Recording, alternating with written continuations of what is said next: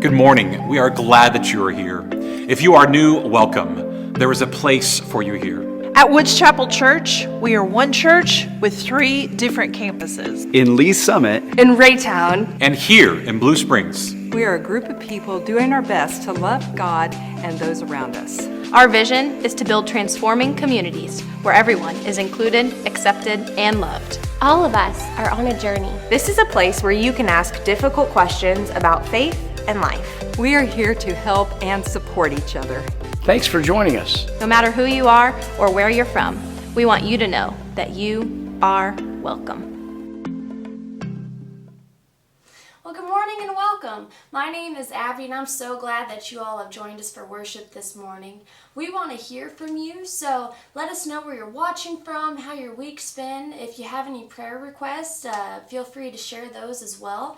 And if you're new, type the word new so that we know you're here. But let's go to God in prayer this morning. Father God, we just give thanks this morning. Thank you so much for this time that we get to be together. While it may not be in person, God, we know that we are connected and united through you, God. God, we thank you for always walking with us and for always loving us. And God, we just thank you for this time where we can take a breath in and let it out. And whatever worries or things that have been going on this week, God, that we can lay them down at your feet and let your peace wash over us. God, we just ask that as we go through this time of worship, that you can open our eyes and our hearts to see and hear what you want us to hear this morning, God. Help us to be more like you. We love you so much, and it's all in your name. Amen.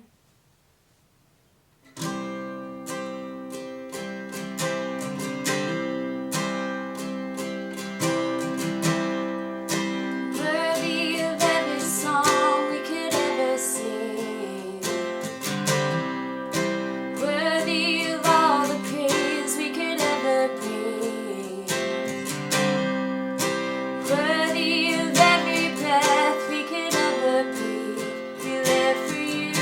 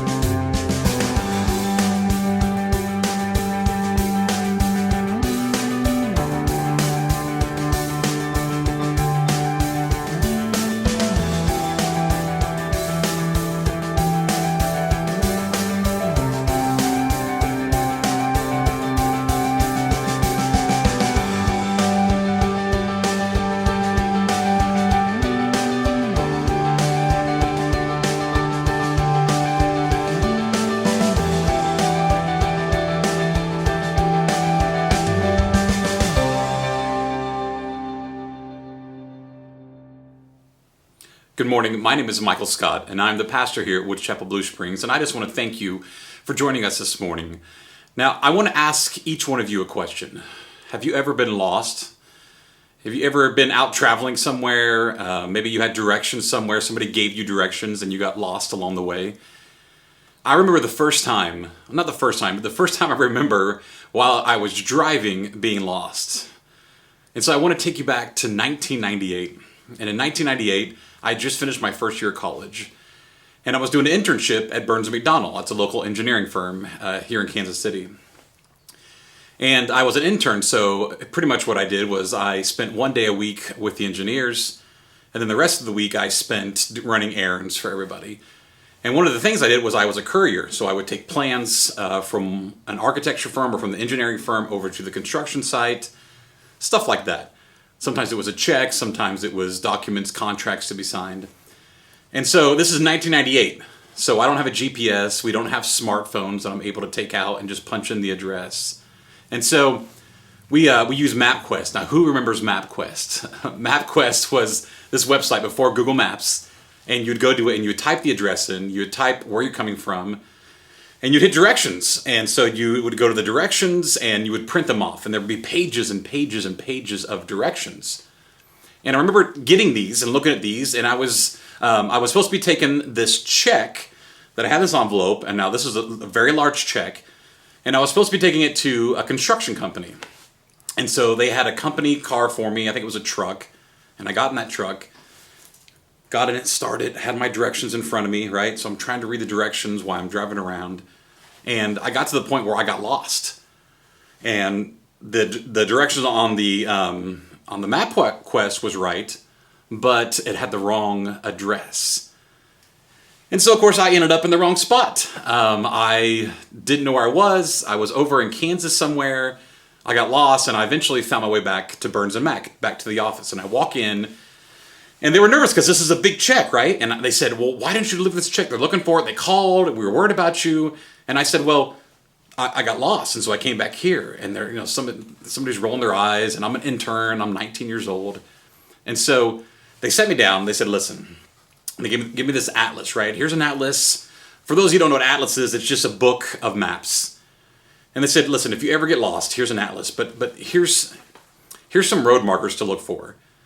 They said, now, when you're on the Missouri side, actually not just Missouri, but when you're in a city, there's always highways in the city, right? And he said any odd number highways, so like Highway 35 or Highway 49, those always run north and south.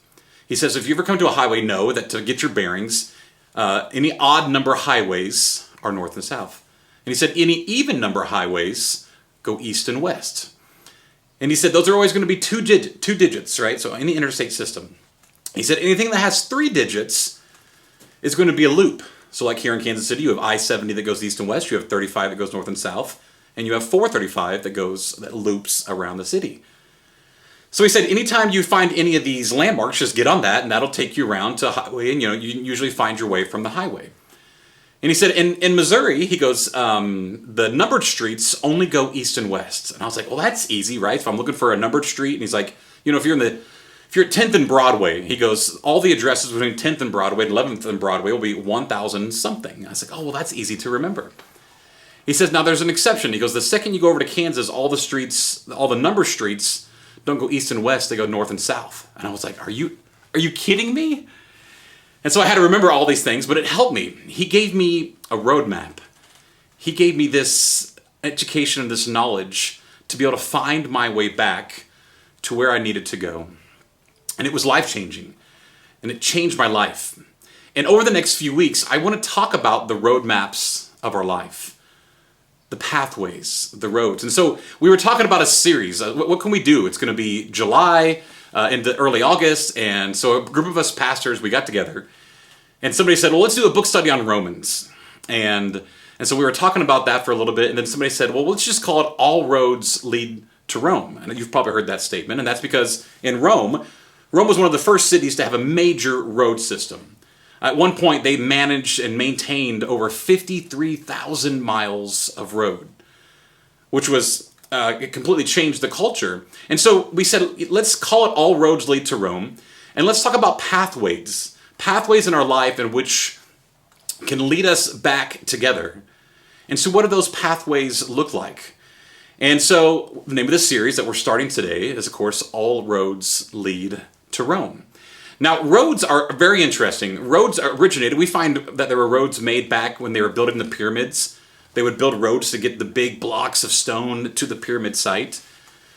And then roads became about moving things, so like moving armies. And then during the Roman Empire, of course, they're the ones that perfected the road building systems. And during the Roman Empire, they used roads for trade. They used roads to help move goods and services. And roads became this definer. If you had a good road system in place, then roads literally brought you life. They brought you food and spices and things to trade. It spurred commerce and economic development. And so roads became crucial and critical to the health of the city. We still see this today. If you look at a city from a map, you'll see all the roads lead into the core of the city.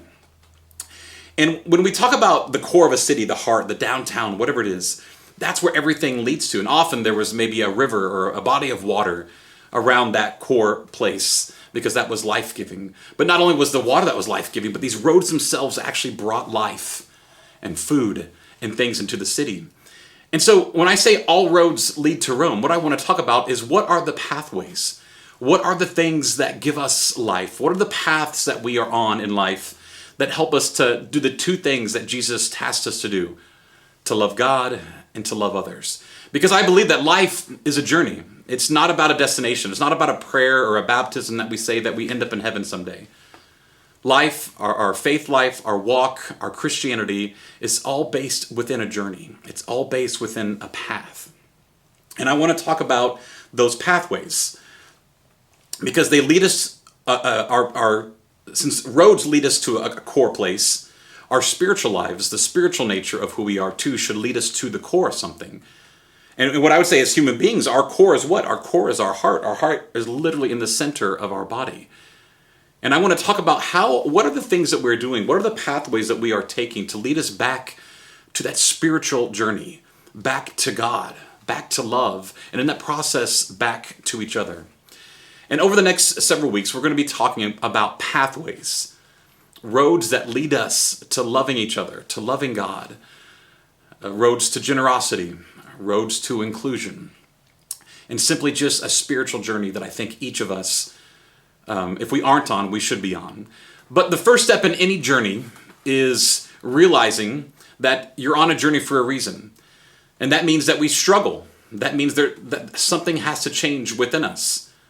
And of course, the Bible calls this sin. And I believe that when we're talking about journeys, sin is the thing that takes us off of our journey or distracts us from our journey. Now, the Bible uses this term called sin, and the root of the word is harmatia. And harmatia, it's an archery term that means to miss the mark. So when the Bible talks about sin or harmatia, it just means the things that we do that slightly, ever so slightly, take us off of our path. And so I think it's important as we start this series to talk about what are the things that distract us from being on a path that is inclusive, on a path that is loving, on a path that leads us back to God and each other. And so this week, of course, because this is called All Roads Lead to Rome, we're picking scriptures from the book of Romans. And the book of Romans is a book written by the Apostle Paul, and Paul was a church planter in the early church. He went around from town to town, and he started churches. And this one was written to the people of Rome. And it's one of his longest books that he's wrote.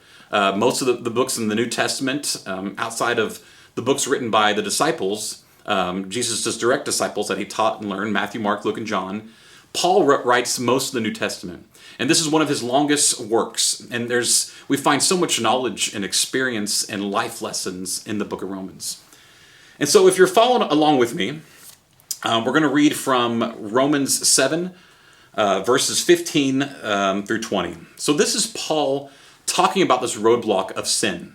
And of course, sin is just another way of saying selfishness, right? Because all sin is rooted in selfishness. All sin is rooted in this idea that we choose what we think is best for us instead of choosing what's best for those around us. And what I mean by that is specifically individualism is a topic that's prominent right now. And we make decisions based on our individualistic needs. And actually, it's programmed into us. At birth, we cry when we want something, right? It's programmed into us to let out these yells and these shouts because we need a diaper change or we're hungry. And it's just self-preservation. When we get to the point that we feel like we're endangered, like there's a threat to us, we go into the limbic system of our brain. We call that fight, flight, or freeze. And then we make choices when we're in those situations that usually protect us. And so this is a protective measure that I believe that this stems from. But at the core of it, I think that we all struggle within our humanity, that bleeds over into other parts of our lives, that we begin to make decisions solely based on what our needs and wants are, instead of basing our decisions on the needs and wants of the collective, of the whole, of the people around us. And so because of that, I think we call that the human condition. We struggle. And the first step in any journey is that we admit that we do have a struggle, that we don't do everything the best way, that we're not perfect, that we have room for improvement, and that we can learn from our old ways and that we can make them better, that tomorrow can be a better day than today. That is the hope. And so Paul talks about this, and he calls it sin, right? This thing that he's just not sure what to do with. And he wants to be on a better path. He wants to be on a different path, but there's this thing, there's something inside of him that's driving him to make decisions for himself instead of others. And so if you're following along with me, it's chapter 7 of Romans from the Voice translation, starting at verse 15. It says, "Listen, I can't explain my actions, and here's why. I am not able to do the things I want." Right? So he wants to do good things. I think that's what we're talking about here. We want to be good people. He says, "And at the same time, I do the things that I despise."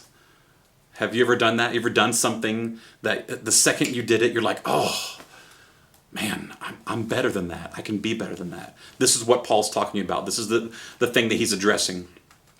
He says, if I'm doing the things that I've already decided not to do, I am agreeing with the law regarding what is good. And I think we understand that. We have laws and rules. We have commandments in the Bibles. We have instructions that often we agree with, but we don't often do them, right? He says, but now I am no longer the one acting. I've lost control. Sin has taken up residence in me and is wreaking havoc. He says it's taken up in him. I would challenge that we are born this way, that we are programmed this way, to be selfish, to do things for ourselves. But he describes it in a way that it's wreaking havoc in his life. It's taken over him. It's taken up residence. Sin, this selfishness just lives there. And I would agree with that. It's something that we all have, that we all struggle with. He says, but now I am no longer the one acting. I've lost control. Sin has taken up residence in me and wreaking havoc. I know that in me, that is in my fallen human nature, so that's the human condition we're talking about, there is nothing good. I can will myself to do something good, but that does not help me to carry it out. So he's saying inside of us, there's things that we struggle with, there's darkness, there's selfishness, and he has a hard time acting it out, being a better person. He says, I can determine that I'm going to do good, but if I don't do it, instead I end up living out the evil that I decided not to do. So in trying to do good, he says often he gets deterred and distracted, right? He misses what he's aiming for. He's missing the mark. He's experiencing harmatia. He's committing sin. He's veering off the direction that he knows he needs to go. If I end up doing the exact thing I pledged not to do, I am no longer doing it because sin has taken up residence in me. I love that Paul's open and honest with his struggle. He says sin is something that we all struggle with. Sin is this thing, this selfishness is inside. It's our human nature. Now, he says there's no good in us, and I don't believe that. I believe there's selfishness in us. Maybe we call that evil from time to time. I think selfishness leads us to commit sin, and sin is when we participate in evil. But he says there's no good in us. I believe that there is good in us. I believe that God resides in us, and God is a part of us, and that we all have the capacity to be better people. But that means we need to be on this journey. It means we need to look at our lives and say, you know what, maybe there are things we do where we miss the mark. Maybe we feel lost at times. Maybe we're looking for those directions, right? Like the old MapQuest of where do we go and how do we get there? And I think the beautiful part about this is what I hope you hear today is just like when somebody described to me that there are road markers around us. That if you hit 435, that'll loop you around to I-70 or I-35. That there are ways in which we can get back to that path of good, back to a spiritual path that leads us to include and to accept and to love both God and those around us. And I think it's the acknowledgement that we need to do that. That is the first step. Now, I love being outside. I love fishing. Every morning I go for a walk, and I live near a lake community. And on that lake, we have a pontoon boat. And from time to time, we'll go out and we'll take that pontoon boat out. And there's something better than being on the water with a fishing pole in your hand and a cold drink in your hand and just enjoying the sun and enjoying the day. Well, from time to time, we'll be, putting along, and I'll be driving, and we'll have the music going, and there'll be friends on the boat with us. And now this is a no-wake lake, so we don't go very fast, but there'll be times that we're moving along, and somebody will be talking to me, and instead of keeping my eye forward, because often what we do is we'll travel from dock to dock, or from cove to cove, and we'll get off and we'll play, and we'll sit there for a little bit and listen to music. And more often than not, we'll be going towards one of the docks, so we're going to go tie up and get in the water. And somebody will start talking to me, and so I aim the boat, right? I have the boat, I have it steered right towards the dock. And when I turn my head and I start talking, and I'm not really paying attention, I'm just kind of out of the side of my eye, I can be talking and be distracted. And before you know it, I wasn't exactly lined up like I thought I was. And I turn back and look, and I'm going so far in the wrong direction. And I think our initial reaction when we find ourselves in that situation is to want to jerk that boat back, right? To turn it sharply. And there are times in our life where we need to do that. And of course, I'm talking in metaphor here. I'm talking that there are times in life when we miss the mark, when we do things in our life that not only hurt us, but they hurt those around us. These sins, this selfishness. And there are times in life where we miss the mark, where we do things that are harmful and hurtful to ourselves and to those around us. And I think often we think that if we could just jerk that boat back, if we can just realign, that everything's going to be okay. I mean, I've met people who would say that they used to struggle with alcoholism or drug addiction. I think these are the sins that we think about, but I think it's so much more than that. And they get to a point in their life where they just stop. And they're able to stop drinking, or they're able to stop the drug addiction, or they're able to stop gambling, or whatever it is that we struggle with. And what I find with people who are able to make that sharp turn is that sharp turn is good. I mean, if you're struggling with a very harmful substance abuse, you should stop that. But what I find is when that sharp turn happens, often it turns us a different direction, but then that behavior comes out in a different way in something else. And so for me to get realigned back on our paths, whatever path we might find ourselves on, it's about taking the small steps. It's about the small adjustments. And so as I'm looking at the dock, I don't just automatically jerk and turn because then I'll end up going this way too far. I just make small adjustments to that steering wheel. And you know what? Eventually I find my way back to the correct path, to my destination. Today you have some courage work to do. Today, I'm inviting you to think of something in your life. Something in your life that's distracting you from doing good, from participating in the good. And I don't care if you call it sin, I don't care if you call it selfishness, whatever it is, whatever distraction that you have in your life, whatever the thing is that you're doing, I want to challenge you to look in the mirror, to look deep inside of yourself and say, you know what? The first step and to be on a pathway of spirituality, a pathway to healing, a pathway of uniting those of us in this country who are so divided right now. That pathway begins with you and with me. And it starts with us asking the hard and difficult question of how can I be better? How can I get up and do something today that's not selfish, that thinks of others? And so that's my challenge work. That's my courage work for you this week. To look at your life, to say here are 1 or 2 or 3 things that I can do better, that I believe will put us or direct us or slightly turn us back towards a different path. In the next few weeks, we're going to talk about what some of those pathways look like. What does it mean to be on a spiritual journey?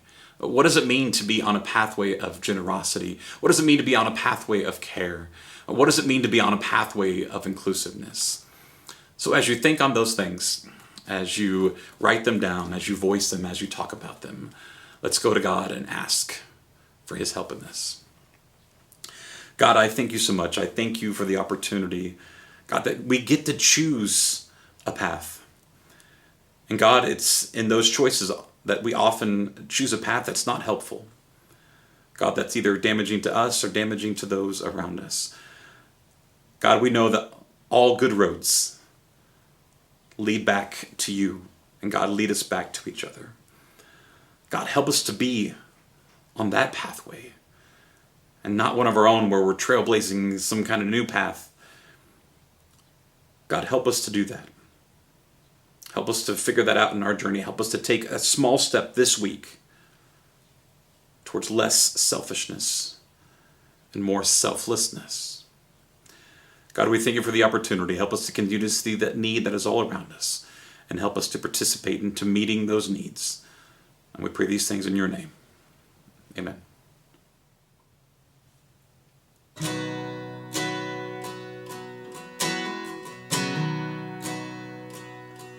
Lord, I confess, bowing here, I find my rest. Without you, I fall apart. You're the one that guides my heart.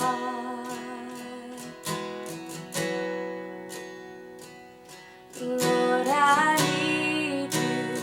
Oh, I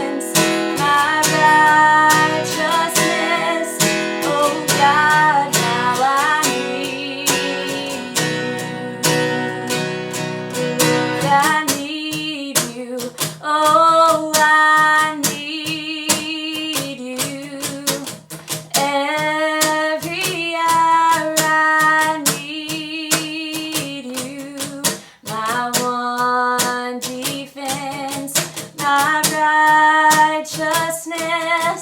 Oh God, how I need you. My one defense, my righteousness. Oh God, how I need you. What pathway are you on? Today, I hope that we can start on a new path, one that asks difficult questions. So go, ask those difficult questions, list them out, and make those changes. Have a great week. Go in peace.